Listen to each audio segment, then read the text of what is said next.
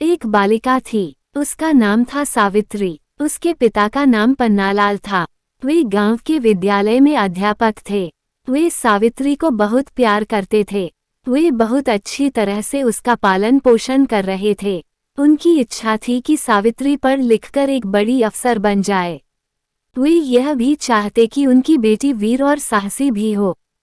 इसलिए वे सावित्री को बचपन से ही वीरता भरी एवं साहसी लोगों की कहानियां सुनाया करते थे।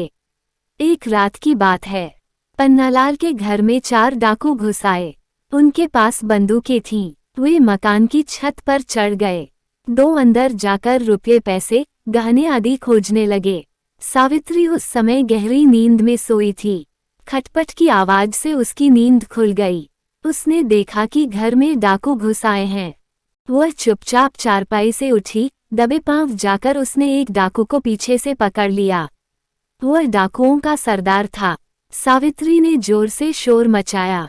शोर सुनकर उसके पिता जाग गए। वे तुरंत सावित्री की ओर दौड़े। अपने पास आते देखकर दूसरे डाकू ने उन्हें गोली मार दी। सावित्री के पिता वहीं अचेत होकर गिर पड़े। फिर भी सावित्री डाकू को पकड़े रही और शोर मचाती रही। गोली की आवाज और सावित्री का शोर सुनकर गांव वाले जुट आए।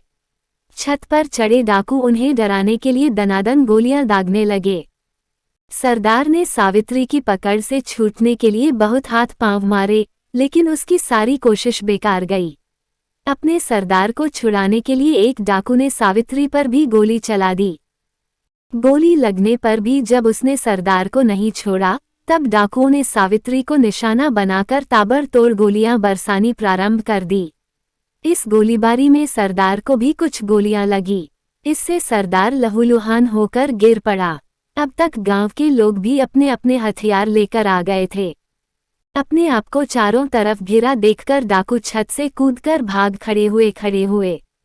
लोगों ने बुरी तरह घायल हो चुकी सावित्री को उठाना चाहा, किंतु तब तक बहुत देर हो चुकी थी।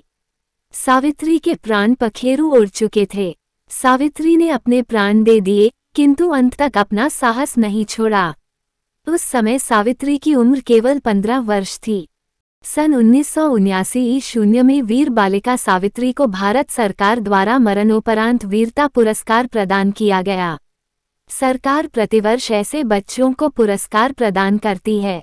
इस कहानी का सीख हमें कभी भी अपना साहस नहीं छोड़ना चाहिए। अगर वीडियो पसंद आई हो तो वीडियो को लाइक करें और ऐसी ही कहानियों को सुनने के लिए चैनल को सब्सक्राइब करें और वीडियो आपको कैसी लगी कमेंट में अपनी राय दें।